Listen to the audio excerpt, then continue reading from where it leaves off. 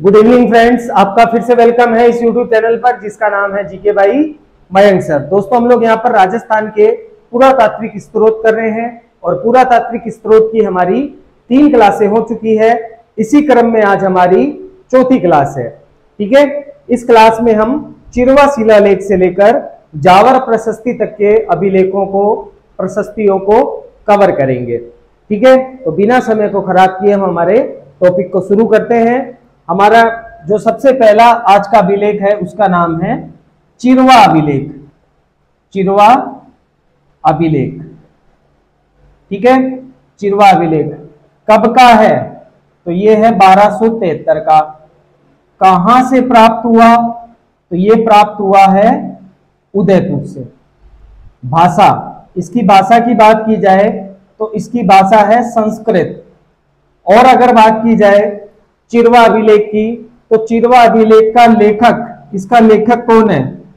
तो इसका लेखक है रत्न प्रभ सूरी। ठीक है, इसका जो लेखक है चिरवा अभिलेख का, उसका नाम हो गया रत्न प्रभ सूरी। इस चिरवा अभिलेख से हमें क्या क्या जानकारी मिलती है? चिरवा अभिलेख से क्या क्या जानकारी मिलती है? तो 2 जानकारियां मिलती है। एक तो हमें गुहिल वंश की जानकारी मिलती है, जो मेवाड़ का वंश है गुहिल वंश, उसकी जानकारी मिलती है। और सेकंड नंबर आपको ध्यान में रखना है कि राजपूतों की उत्पत्ति जो है वो अग्निकुंड से बताई गई है। किस अभिलेख में? चिरवा अभिलेख में।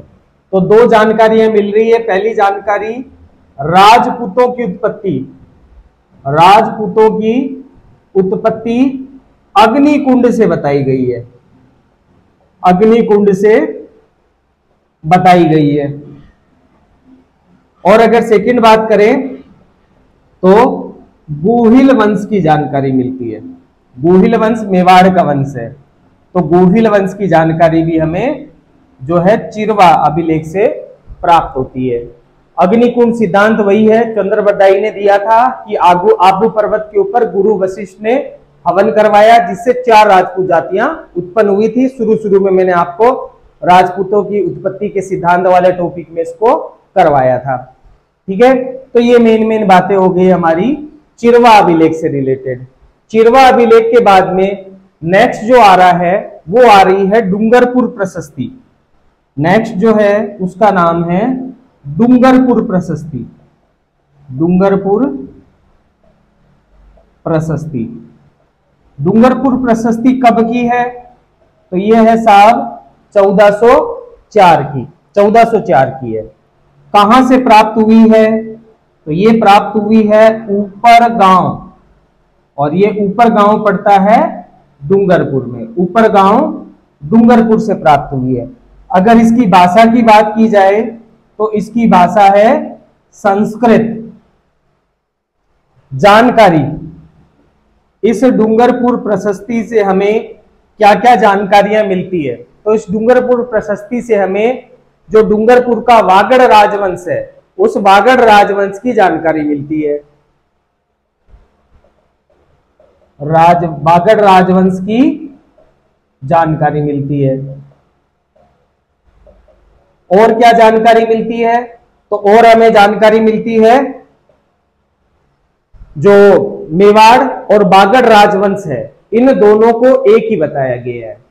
ठीक है, मेवाड़ प्लस डूंगरपुर राजवंश को एक ही बताया गया है।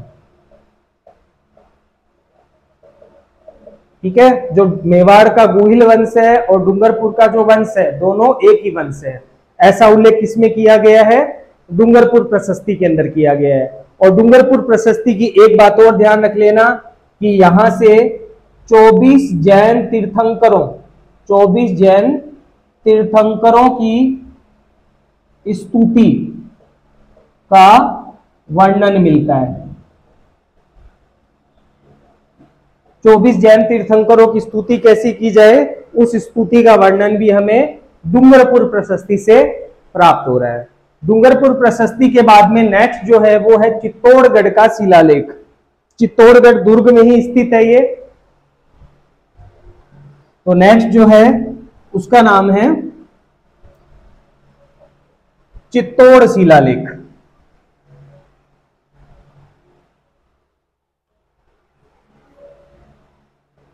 चित्तौड़ शिलालेख। चित्तौड़ शिलालेख कब का है? तो 1438 का है। कहां से प्राप्त हुआ है? तो ये प्राप्त हुआ है चित्तौड़गढ़ दुर्ग से। ठीक है। नेक्स्ट बात की जाए भाषा, तो इसकी भाषा है संस्कृत, और संस्कृत के 104 श्लोक लिखे हुए हैं। ये जो शिलालेख है, इस शिलालेख में संस्कृत के 104 श्लोक लिखे हुए हैं। और इसकी बात की जाए संस्थापक, किसकी संस्थापना किसने करवाई, किसने इसको लगवाया, तो इसका संस्थापक होगा महाराणा कुंभा। जानकारी क्या मिलती है इससे? तो इससे जानकारी मिलती है महाराणा मोकल के बारे में। इस अभिलेख के अंदर महाराणा मोकल को न्याय प्रिय और संपाद लक्ष्य यानी कि सांबर का विजेता बताया गया है। ठीक है। तो क्या जानकारी मिल रही है? मोकल को संपाद लक्ष्य विजेता, संपाद लक्ष्य सांबर का प्राचीन नाम, संपाद लक्ष्य विजेता तथा न्याय प्रिय शासक बताया गया है। न्याय प्रिय शासक बताया गया है। यह बात आपको किसमें से ध्यान रखनी है? चित्तौड़ शिलालेख में से ध्यान रखनी है। अगली जो प्रशस्ति है उसका नाम है राज प्रशस्ति या राजसिंह प्रशस्ति। बहुत ही इंपॉर्टेंट है, इसमें से क्वेश्चन पूछा जाता है। तो नेक्स्ट हो गई राज प्रशस्ति या राजसिंह प्रशस्ति।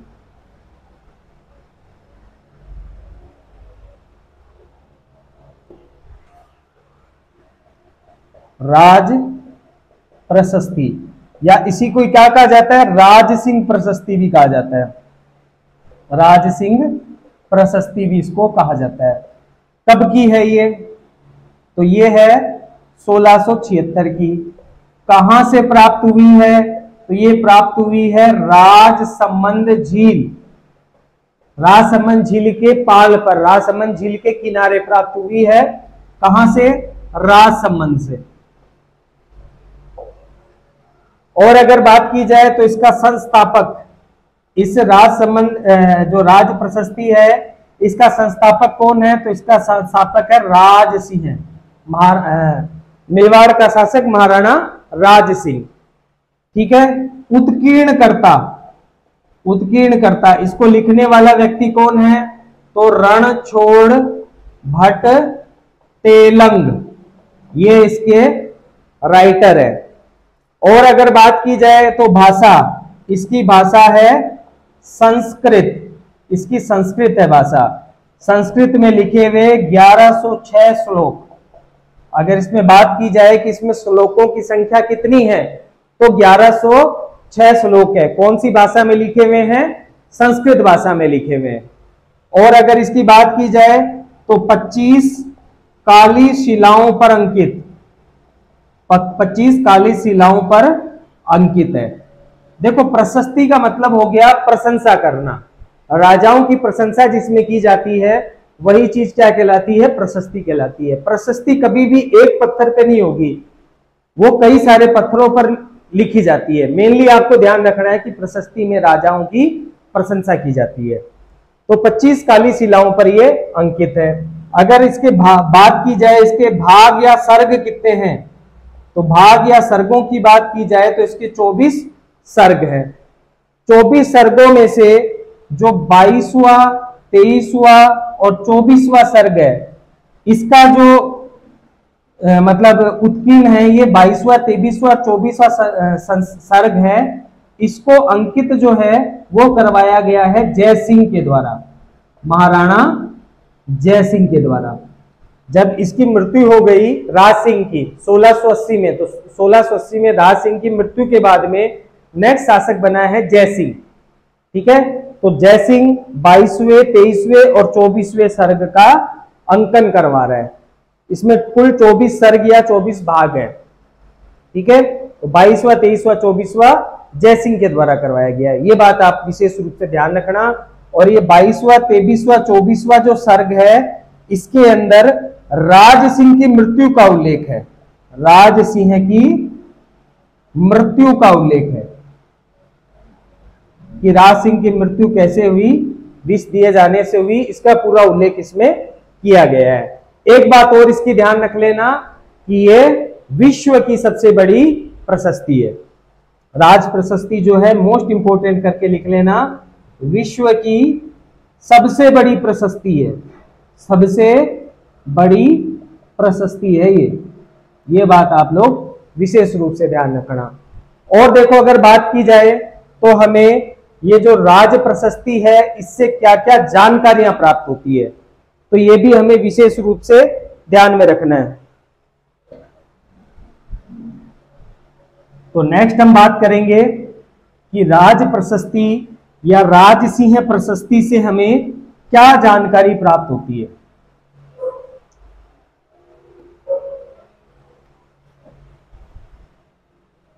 इससे हमें क्या जानकारी प्राप्त हो रही है, किससे, राज प्रशस्ति से क्या जानकारी प्राप्त हो रही है।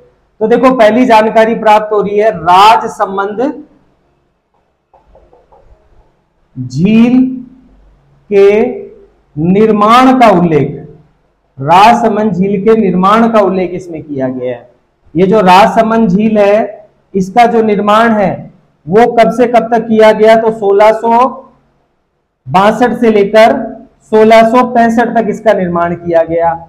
इसका जो निर्माता है वो था राज सिंह।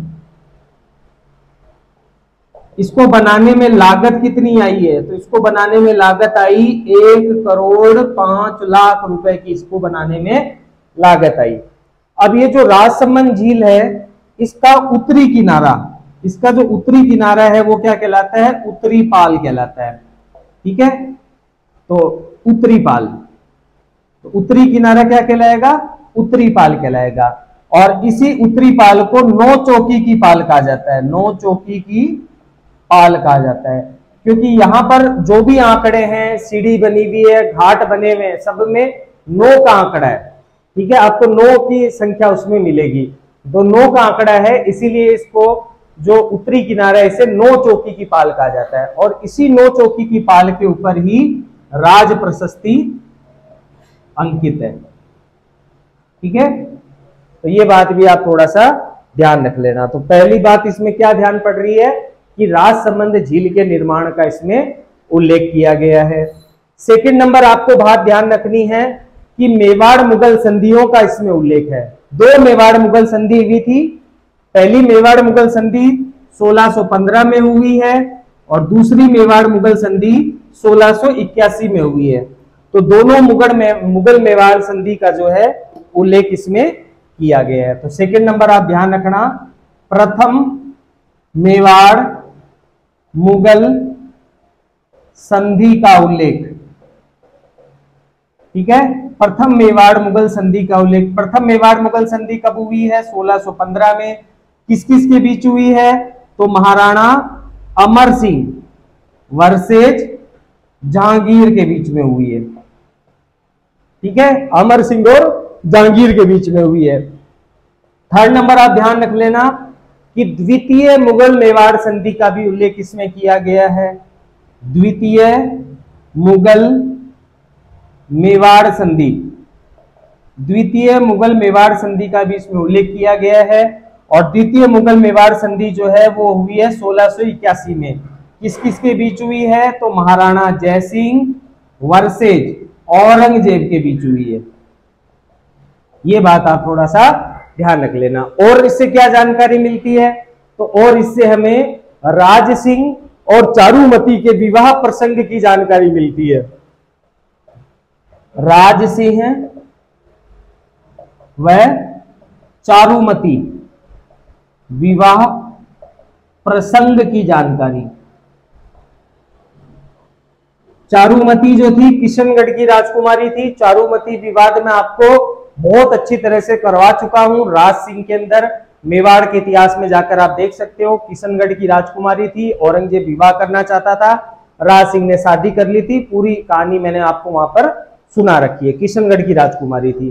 और अगर बात की जाए तो इसमें बप्पा रावल से लेकर जगत सिंह सेकंड तक का इतिहास है। ठीक है, मेवाड़ के शासकों का बप्पा रावल से लेकर जगत सिंह सेकंड तक का इतिहास है। और एक बात ध्यान रख लेना कि इससे जो है वो हल्दी घाटी युद्ध का भी वर्णन है।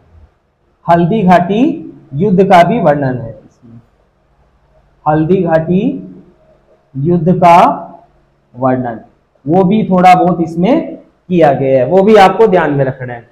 ठीक है, तो ये मेन बातें हो गई राज प्रशस्ति से रिलेटेड। राज प्रशस्ति के बाद में नेक्स्ट जो प्रशस्ति है उसका नाम है बैद्यनाथ मंदिर प्रशस्ति। कहां पड़ती है? उदयपुर में पड़ती है।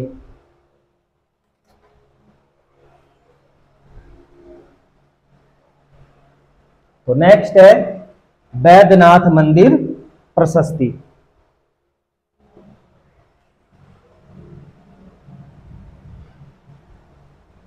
बैद्यनाथ मंदिर प्रशस्ति कब की है? तो ये है 1719 की। कहां से प्राप्त हुई है? ये जो बैद्यनाथ प्रशस्ति है कहां से प्राप्त हुई है? तो ये प्राप्त हुई है सीसारमा गांव, सीसारमा गांव, और सीसारमा गांव पड़ता है उदयपुर में। तो उदयपुर से ये प्राप्त हुई है। भाषा की बात की जाए तो इसकी भाषा है संस्कृत। लेखक की बात की जाए तो इसका लेखक है रूप भट्ट, रूप भट्ट इसका लेखक है। संस्थापक, इसकी स्थापना या संस्थापना किसने करवाई? तो वो करवाई है महाराणा संग्राम सिंह सेकंड। मेवाड़ शासक था महाराणा संग्राम सिंह सेकंड, तो महाराणा संग्राम सिंह सेकंड ने इसकी स्थापना करवाई है। अब इससे हमें क्या क्या जानकारी मिलती है?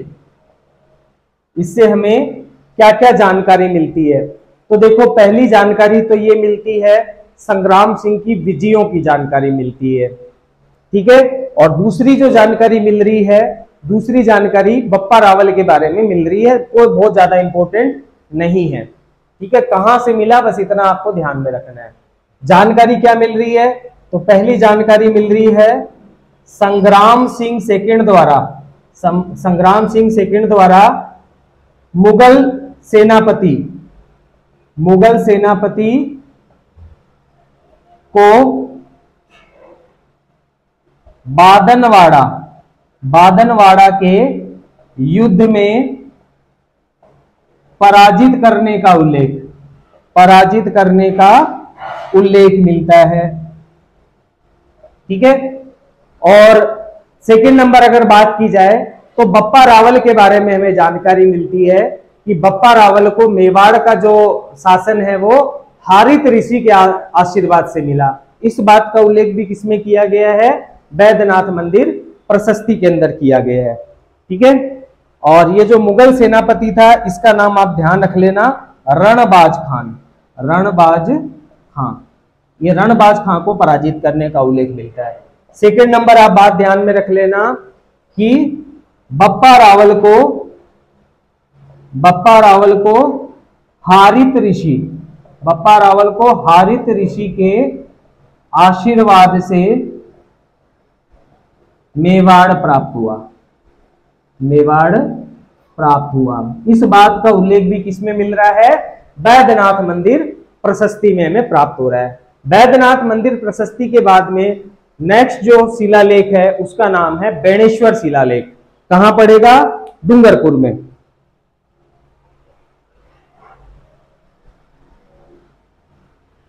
तो नेक्स्ट जो है वो है बेणेश्वर शिलालेख।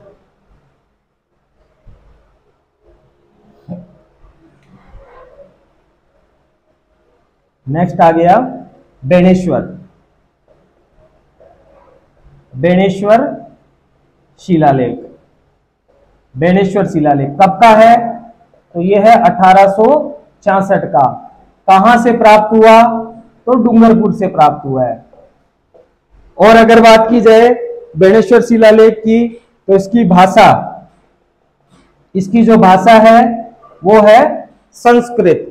और अगर बात की जाए तो इससे जानकारी क्या मिलती है हमें, बेणेश्वर शिलालेख से क्या क्या जानकारी मिलती है। तो बेणेश्वर शिलालेख से हमें जो डूंगरपुर का शासक है जिसका नाम है आसकरण राठौड़, आसकरण राठौड़ की जानकारी प्राप्त होती है।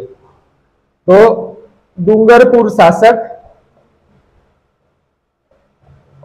आसकरण राठौड़, आसकरण राठौड़ की जानकारी प्राप्त होती है।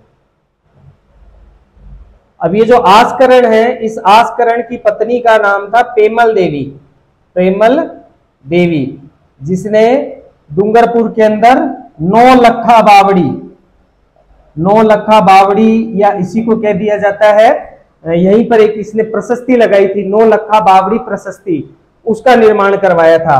कब करवाया गया था? 9 लखा बावड़ी का निर्माण 1586 के अंदर करवाया गया था।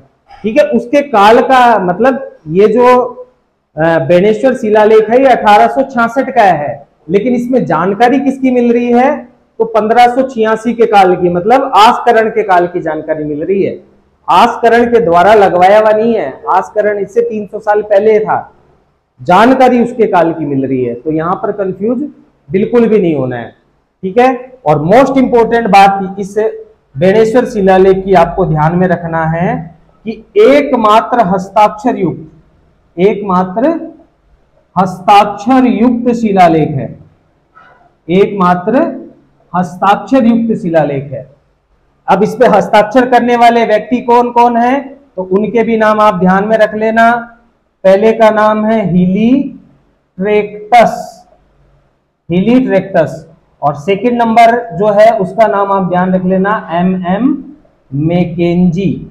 इन 2 व्यक्तियों ने इस पर हस्ताक्षर किए हैं। तो हस्ताक्षर युक्त शिलालेख जो है वो कौन सा है? बेणेश्वर का शिलालेख है। बेणेश्वर शिलालेख के बाद में नेक्स्ट जो शिलालेख आ रहा है वो आ रहा है गोनेर का शिलालेख। कहां से प्राप्त हुआ है? जयपुर से प्राप्त हुआ है।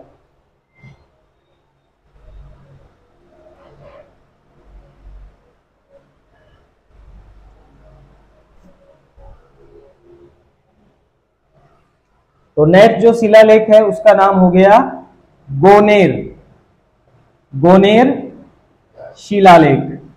गोनेर शिलालेख कब का है? तो यह है 1776 का।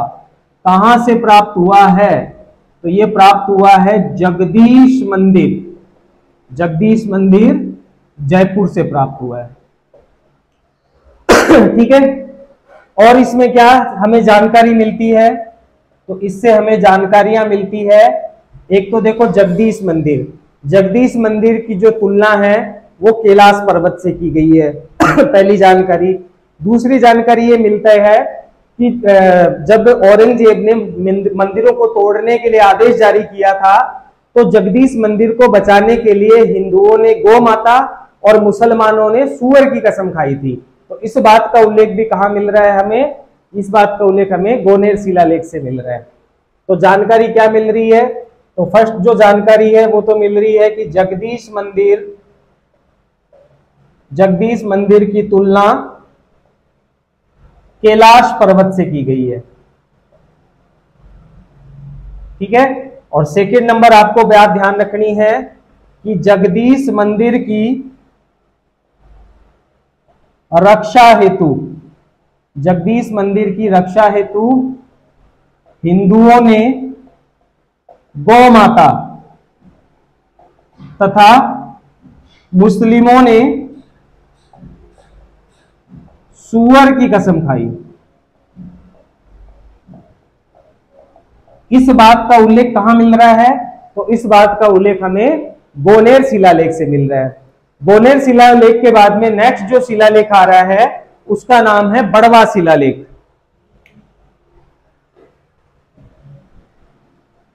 कहां से प्राप्त हुआ है? तो 12 से प्राप्त हुआ है ये।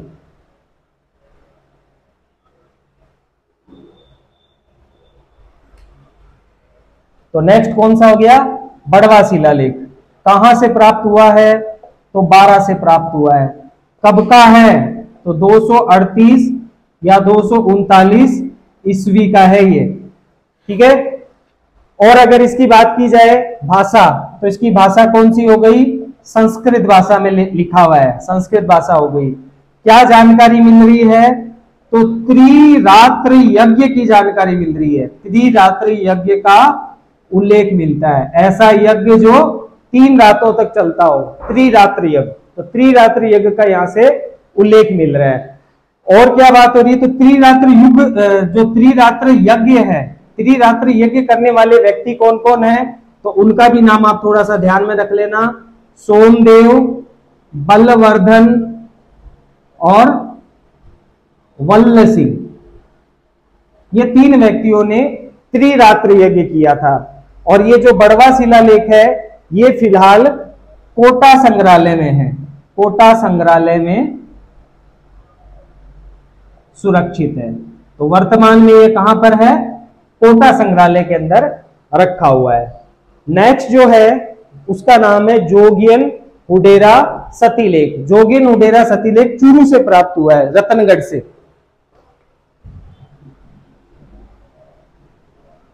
तो नेक्स्ट जो है लेख या शिलालेख, उसका नाम है जोगियन हुडेरा, जोगियन हुडेरा सतीलेख।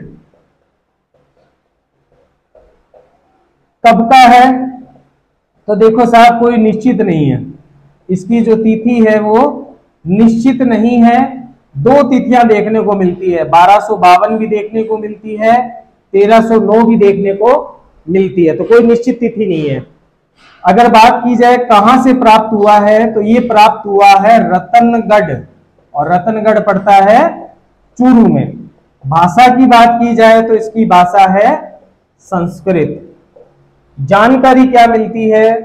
तो जानकारी हमें मिलती है इससे, फर्स्ट नंबर जानकारी राठौड़ों व भाटियों के वैवाहिक संबंधों की जानकारी। तो पहली जानकारी मिल रही है राठौड़ों प्लस भाटियों के वैवाहिक संबंधों की जानकारी, वैवाहिक संबंधों की जानकारी मिलती है। और दूसरी बात आपको ध्यान में रखनी है कि नदियों की वैज्ञानिक व्याख्या की गई है, ठीक है? या नदियों की वैज्ञानिक जानकारी प्राप्त होती है, नदियों की वैज्ञानिक जानकारी प्राप्त होती है।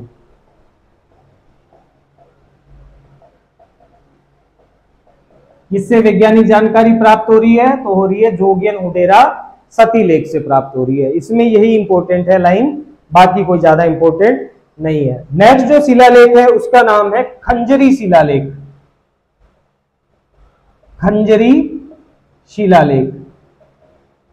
खंजरी शिलालेख कब का है? तो यह है 1506 का।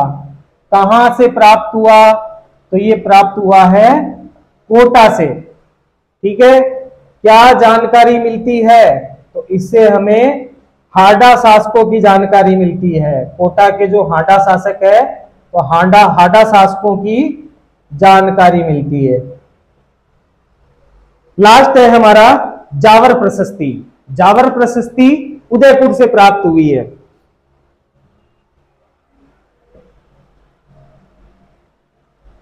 तो लास्ट हमारी हो गई जावर प्रशस्ति।